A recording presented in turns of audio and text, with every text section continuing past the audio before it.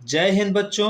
अगर आप कक्षा 9 के छात्र हैं और अर्धवार्षिक परीक्षा 2025 और 26 विषय हिंदी की तैयारी कर रहे हैं तो ये वीडियो आपके लिए काफ़ी ज़्यादा इम्पॉर्टेंट है।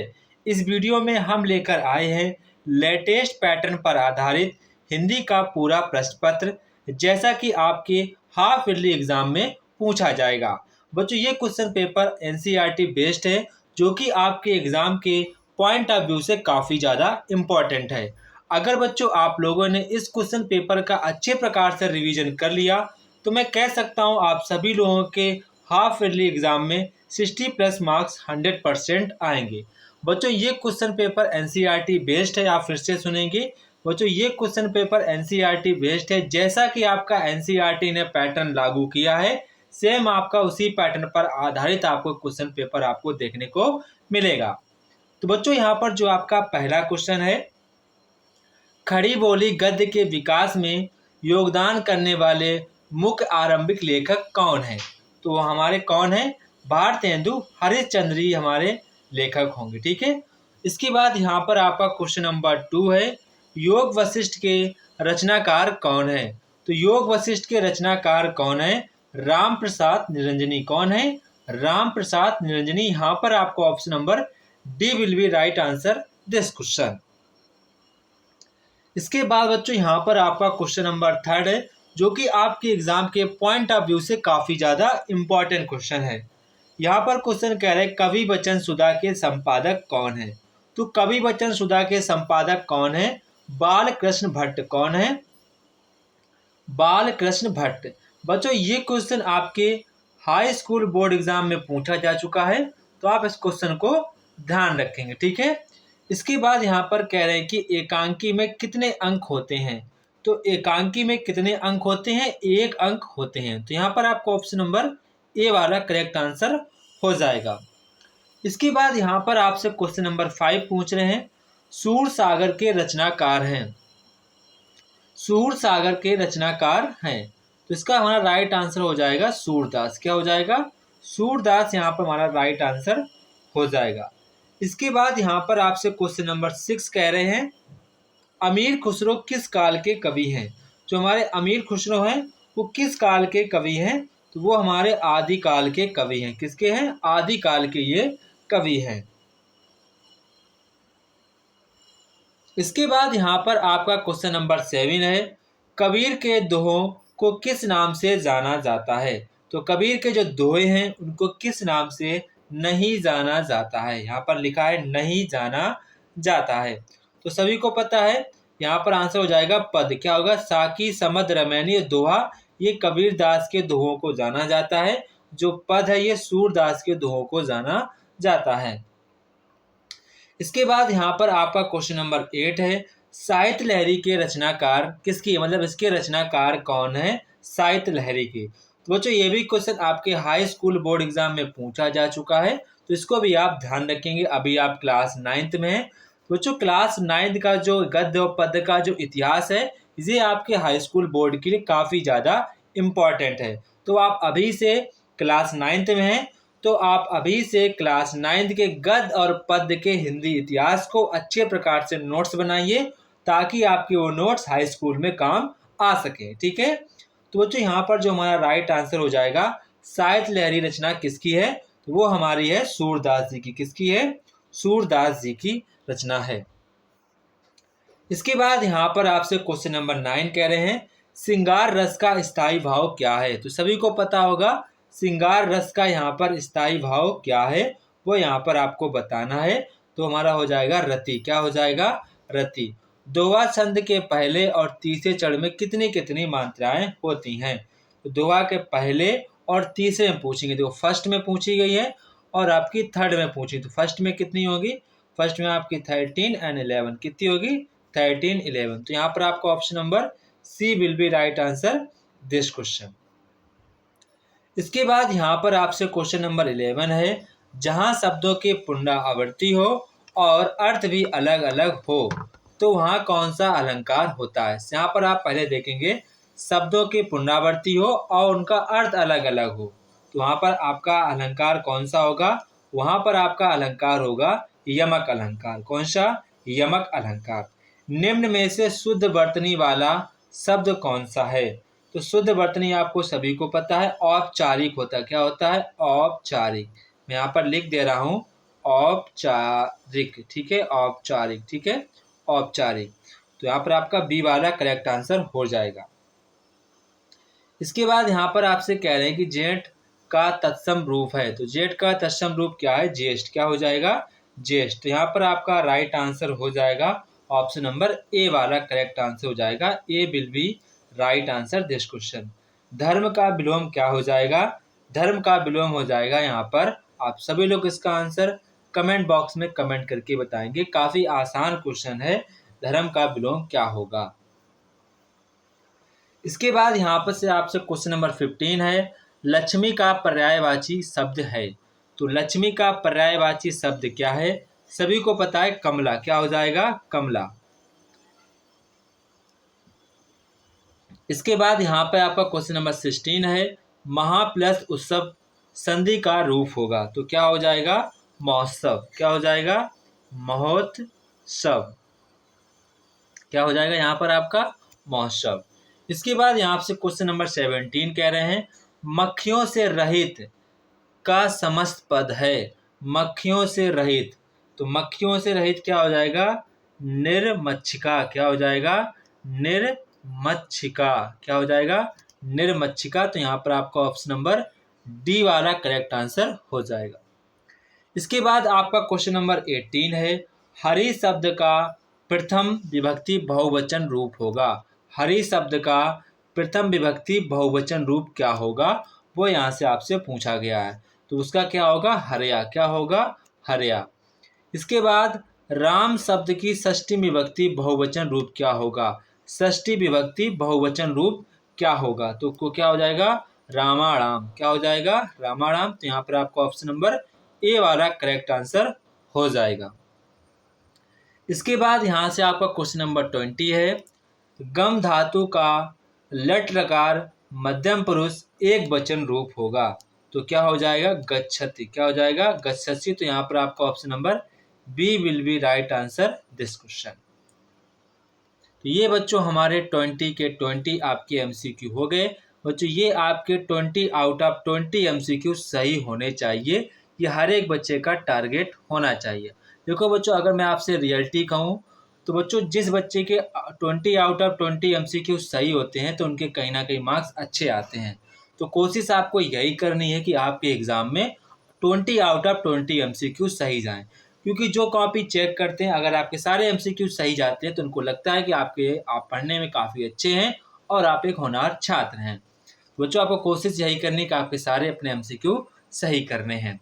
इसके बाद बच्चों यहाँ से हमारे वर्णनात्मक प्रश्न आते हैं। ये भी आपके एग्जाम के लिए काफ़ी ज़्यादा इम्पोर्टेंट होते हैं।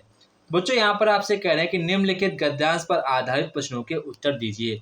तो पहले बच्चों आपको गद्यांश पढ़ना होता है और पता करना होता है इसका पाठ का क्या नाम है और इसके लेखक का क्या नाम है। ये सबसे ज़्यादा इम्पोर्टेंट है, पाठ का क्या नाम है, लेखक का क्या नाम है, क्योंकि आपका पहला ही क्वेश्चन बनता है, साथ संदर्भ सहित आपको व्याख्या करनी है।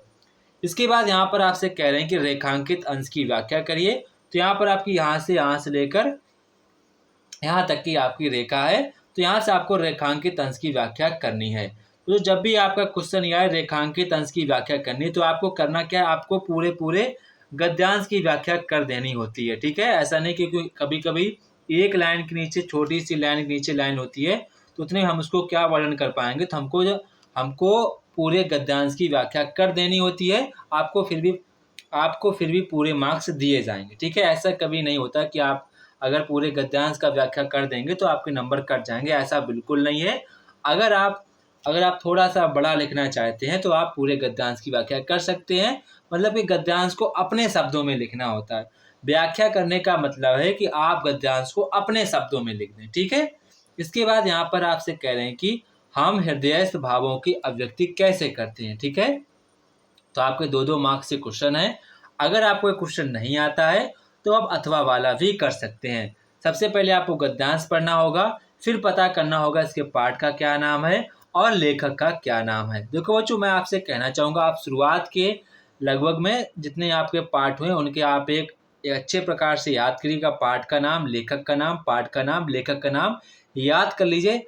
आपकी मेमोरी काफ़ी ज़्यादा स्ट्रांग हो जाएगी। यही मेमोरी आपकी क्लास 10th में भी काम आएगी। ठीक है, तो बच्चों यहाँ पर आपको सबसे पहले आपको प्रस्तुत गद्यांश का संदर्भ लिखना है। इसके बाद आपको रेखांकित अंश की व्याख्या करनी है। ठीक है, रेखांकित अंश की यहाँ पर आपको व्याख्या करनी है, तो यहाँ से लगाकर आपको यहाँ तक करनी है। ठीक है, यहाँ पर आपको रेखांकित अंश की व्याख्या करनी है। इसके बाद यहाँ पर आपसे कह रहे हैं कि लेखक चिट्ठियों को किस प्रकार निकालना चाहता है। जो आपकी चिट्ठियों हैं, जो उनकी चिट्ठियाँ हैं, उनको किस प्रकार से निकालना चाहता है, वो यहाँ पर आपको बताना है। इसके बाद यहाँ से क्वेश्चन नंबर 22 कह रहा है, निम्नलिखित पद्यांश पर आधारित प्रश्नों के उत्तर दीजिए। ठीक है, पद्यांश पर आधारित प्रश्नों के उत्तर दीजिए। सबसे पहले आपको पद्यांश को पढ़ना है, तो उसके बाद यहाँ पर अथवा में, तो यहाँ पर आपसे क्वेश्चन पूछा गया है, यहाँ पर आपसे क्वेश्चन पूछा गया रेखांकित अंश की व्याख्या करिए। इसके बाद यहाँ पर आपसे कह रहे हैं कि गोविंद की कृपा से क्या लाभ हुआ है, वो यहाँ पर आपको बताना है। इसके बाद अथवा में यहाँ पर आपसे क्वेश्चन पूछा गया है, यह संग में लांगी हो, मतलब कि आपको सबसे पहले यहाँ पर आपको पद्यांश को पढ़ना है, फिर आप प्रश्नों के उत्तर आपको देना है। ठीक है, आपको सबसे पहले यहाँ पर पद्यांश का यहाँ पर संदर्भ सहित यहाँ पर लिखना है, फिर रेखांकित अंश की व्याख्या करनी है, फिर उपयुक्त पद्यांश का आपको वर्णन किया गया है, किसमें किसका वर्णन किया गया है वो यहाँ पर आपको लिखना है। इसके बाद यहाँ पर आपसे क्वेश्चन नंबर 23 में आपको यहाँ पर संस्कृत गद्यांश से एक संदर्भ सहित आपको हिंदी में अनुवाद करना है। जो आपको अच्छा लगे वो यहाँ पर एक अनुवाद कर सकते हैं। इसके बाद सेम वही आपका 24 आपको संस्कृत पद्यांश में से किसी एक का संदर्भ हिंदी में अर्थ लिखना है। ठीक है, ठीक है, आपको एक मतलब कि संस्कृत श्लोक लिखना है, आपको उसका मतलब की व्याख्या नहीं करनी है, सिर्फ श्लोक लिखना है। इसके बाद यहाँ पर आपको संदर्भ सहित यहाँ पर आपको व्याख्या करनी है। सेम ये वही क्वेश्चन 2 बार लिख गया। ठीक है, ठीक है। इसके बाद अथवा में अगर आपको अथवा वाला आता है तो अथवा वाला आप कर सकते हैं, जो अगर आपको ये वाला आता है तो आप ये वाला भी कर सकते हैं। ठीक है, इसके बाद यहाँ पर आप नेक्स्ट क्वेश्चन पर बढ़ेंगे। नए मेहमान एकांकी का कथा सार लिखिए। तो यहाँ पर आपको नए मेहमान आपका जो एकांकी होगा, आप यहाँ पर अथवा में से किसी एक का यहाँ पर आप लिख सकते हैं। ठीक है, इसके बाद क्वेश्चन नंबर 26 एंड 27 यहाँ पर आपको जीवन परिचय लिखना होता है। तो वो जो जीवन परिचय आप जितनी ज़्यादा रचनाएं लिखेंगे आपको उतने अधिक मार्क्स मिलेंगे। ठीक है, ऐसा नहीं कभी यहाँ पर लिखा होता है एक रचना लिखिए। यहाँ पर एक रचना लिखने का मतलब ये नहीं है कि आप सिर्फ और सिर्फ एक ही रचना लिख दें। आपको कम से कम 5 से 8 रचनाएं तो लिखी हुई होनी चाहिए। नाम लिखा होना चाहिए, पिताजी का नाम, माताजी का नाम, कहाँ जन्म हुआ, कब जन्म हुआ और उनकी मृत्यु कब हुई, ये तो आपको पता होनी चाहिए। ठीक है, इसके बाद यहाँ पर आपसे कह रहे हैं कि पाठ पुस्तक से याद किया हुआ आपको कोई एक श्लोक लिखना है जो इस प्रश्न पत्र में ना आया हो। इसके बाद यहाँ पर आपसे कह रहे हैं कि निम्नलिखित में से किन्हीं 2 संस्कृत प्रश्नों के आपको उत्तर देने हैं। मतलब कि यहाँ पर आपको संस्कृत प्रश्नों के उत्तर देने हैं किन्हीं 2 के। तो यहाँ पर आपसे पहला कह रहे हैं संजना के भवती, तो यहाँ पर आप लिखेंगे संजना सदा सत्यम वदंती। ठीक है, रामस्य कुते पुत्रा सन्ति, तो आप लिखेंगे रामस्य 2 पुत्रो सन्ति। रामदासा प्रातः काले किम अकरोति, तो यहाँ पर आप लिखेंगे रामदासा प्रातः काले स्नानम करोति। लोका का प्रसिद्धति, तो यहाँ पर आप लिखेंगे सत्यवादी लोका प्रसिद्धति। ठीक है, ये आपके आंसर्स हो जाएंगे। यहाँ पर आपको कोई 2 आंसर लिखने थे जो आपको इजी लगे, आप वही एग्जाम में लिखना है। इसके बाद यहाँ पर आपसे क्वेश्चन नंबर 30 कह रहे हैं निम्नलिखित मुहावरे और लोकोक्तियों में से किसी एक का अर्थ बताते हुए आपको यहाँ पर लिखना है। तो यहाँ पर पहला क्वेश्चन है आसमान पर चढ़ना, बहुत घमंड करना। ठीक है, आप वाक्य प्रयोग में लिख सकते हैं परीक्षा में अच्छे अंक पाकर वह आसमान पर चढ़ने लगा है। नाक का बाल होना, अत्यंत प्रिय होना, वह अपने गुरु की नाक का बाल है। जो सुनार की एक लुहार की, तो यहाँ पर इसका अर्थ हो जाएगा धीरे धीरे कई बार किए गए काम से अच्छा है एक बार में प्रभावी काम करना। राम ने एक ही चोट में समस्या का हल कर दिया, सुनार की लोहार की। ठीक है, जैसी करनी वैसी भरनी, इसका अर्थ हो जाएगा जैसा कर्म करोगे वैसा फल मिलेगा। ठीक है, आप इनमें से किसी एक का ही आपको यहाँ पर अर्थ लिखना है और वाक्य प्रयोग करना है।